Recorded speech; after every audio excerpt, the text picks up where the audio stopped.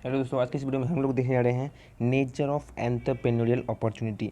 मतलब एंटरप्रेन्योर जो इन्वायरमेंट है, नेचर ऑफ एंटरप्रेन्योरियल इन्वायरमेंट का जो है उसका नेचर क्या है। 5 पॉइंट में समझेंगे। आइए देखते हैं पहला पॉइंट क्या है। ये एग्जाम पॉइंट भी से बहुत ही इंपॉर्टेंट है। इससे पिछले वीडियो में हम लोगों ने देखा था फैक्टर अफेक्टिंग एनवायरनमेंट स्कैनिंग। नहीं देखे तो आप देख सकते हैं, लिंक दिया गया है डिस्क्रिप्शन में। और ये जितने भी नोट्स आपको दिख रहे हैं, ये सारा का सारा नोट्स मिलेगा आपको टेलीग्राम चैनल पर। ज्वाइन जरूर से हो जाइएगा। तो चलिए दोस्तों देखते हैं फटाफट से। पहला है internal and external environment. Sir, internal और एक्सटर्नल इन्वायरमेंट क्या होता है? इंटरनल और एक्सटर्नल इन्वायरमेंट का टाइप्स होता है, ये बात मत भूलिएगा। ये भी जानते हैं कि इंटरनल इन्वायरमेंट और एक्सटर्नल इन्वायरमेंट टाइप्स होता है। यही दोस्तों एंटरप्रेन्योर इन्वायरमेंट का नेचर होता है। ठीक है। इंटरनल इन्वायरमेंट में सर क्या होता है? इंटरनल इन्वायरमेंट में एंटरप्रेन्योर कंट्रोल कर सकता है, एक्सटर्नल इन्वायरमेंट को एंटरप्रेन्योर कंट्रोल नहीं कर सकता है। आइए देखते हैं। Any entrepreneur is situated subjected to both internal and external environment.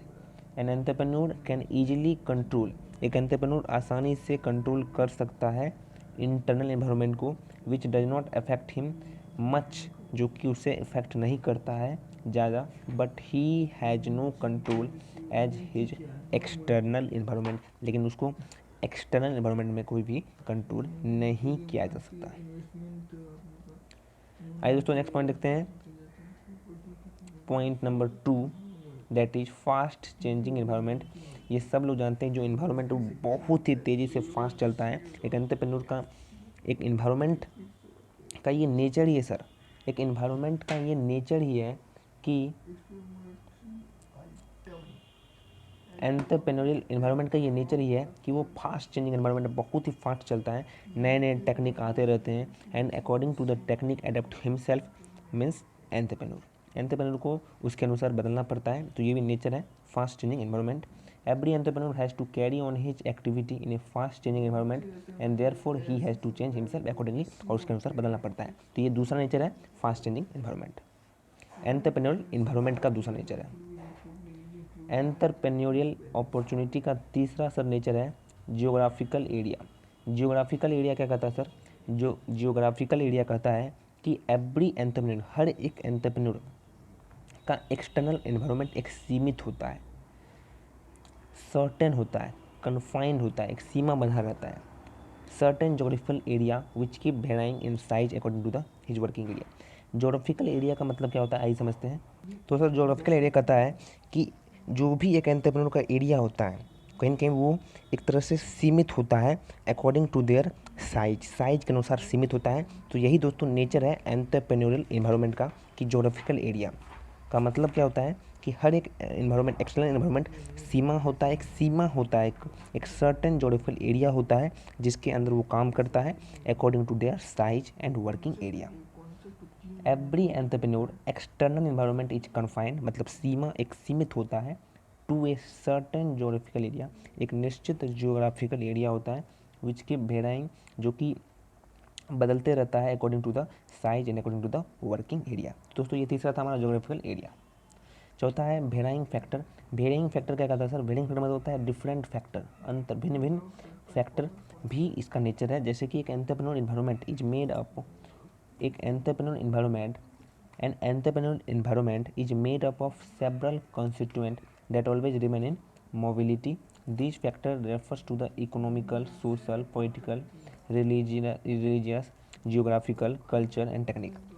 बहुत से फैक्टर बनते हैं, हम भी जानते हैं, आप भी जानते हैं कि जो एंटरप्रेन्योर इन्वायरमेंट होता है बहुत से फैक्टर बनते हैं, इकोनॉमिकल, सोशल, पॉलिटिकल, टेक्निकल।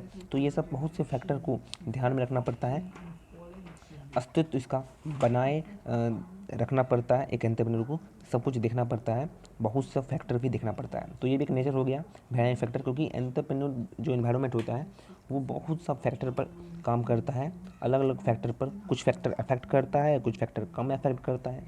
तो एक तरह से ये भी नेचर हो गया। नेक्स्ट दोस्तों पाँचवा फैक्टर देखते हैं। पाँचवा फैक्टर कहता है भास्ट और ग्लोबल मार्केट। भास्ट और ग्लोबल मार्केट क्या कहता है सर?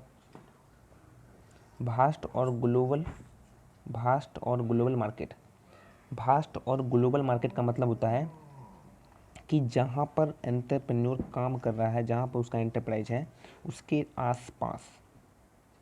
तो सर वास्ट और ग्लोबल मार्केट का मतलब होता है कि जब एंटरप्रेन्योर एक अपने अंदर काम करता है, एक एंटरप्रेन्योर देखते हैं, to an entrepreneur his immediate surrounding environment. एक एंटरप्रेन्योर क्या होता है, इमीडिएट मतलब तुरंत एक सराउंडिंग एनवायरनमेंट होता है आसपास का, itself is the global market, उसे कोई ग्लोबल मार्केट कहते हैं। एंटरप्रेन्योर के आसपास जो भी चीज़ है, जो भी मार्केट है, जैसा टेक्नोलॉजी है, जैसा उसका जो भी चीज़ एनवायरनमेंट है, आपको मैं पढ़ा रखा हूँ एनवायरनमेंट, जो भी सराउंडिंग है, चारों एनवायरनमेंट जो भी है, उसको ही सर ग्लोबल मार्केट कहते हैं।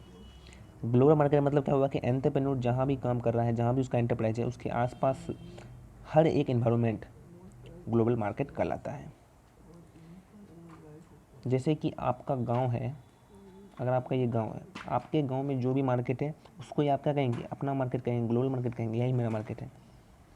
उसी प्रकार से एंटरप्रेन्योर जहाँ भी है और वो जैसा जैसा वहाँ पर मार्केट है, जैसा वहाँ एनवायरनमेंट है, उसी को वो ग्लोबल मार्केट कहता है। ही प्रोवाइड हिज प्रोडक्ट और सर्विस, वो प्रोवाइड करता है प्रोडक्ट को और सर्विस को, किसके अंदर, अपने एनवायरनमेंट के अंदर करता है। और जैसे जैसे उसका मार्केट बढ़ता जाता है, जैसे जैसे उसका टेक्नोलॉजी बढ़ता जाता है, वो आगे बढ़ाता जाता है, अपने ग्रोथ करता जाता है एंटरप्राइज को। तो ये था दोस्तों वास्ट और ग्लोबल मार्केट। नेक्स्ट है exchange of information. Exchange of information, sir exchange of information क्या कहता है, एक्सचेंज ऑफ इन्फॉर्मेशन का मतलब होता है इन्फॉर्मेशन का आवन जावन, इन्फॉर्मेशन जो जानकारियाँ होती है आवन जावन करता है। जैसे कि आप जानते हैं बहुत सा फैक्टर इफेक्ट करता है एनवायरनमेंट स्कैनिंग में, बहुत सा फैक्टर इफेक्ट करता है एंटरप्रेन्योर एनवायरनमेंट में, जैसे economical, social, political, technical, legal, ये सब फैक्टर। तो ये सब फैक्टर पता होना चाहिए सर कि आखिर गवर्नमेंट ने कानून बदल दिया है, पता होना चाहिए ना कि फैशन बदल गया, पता होना चाहिए ना सर टेक्नोलॉजी बदल गया, पता होना चाहिए ना सर कि जो नया नया टेक्निक्स है, सोशल फैक्टर, टेक्नोलॉजिकल फैक्टर, सब कुछ बदल गया है, चेंज हो गया है, तभी जाकर आप एंटरप्रेन्योर उस पर नया प्रोडक्शन कर सकता है। तो जब तक अगर पता ही नहीं होगा कि सोशल, पॉलिटिकल, टेक्निकल, लीगल में चेंजेज आया है, तब तक एंटरप्रेन्योर कुछ नहीं कर सकता है।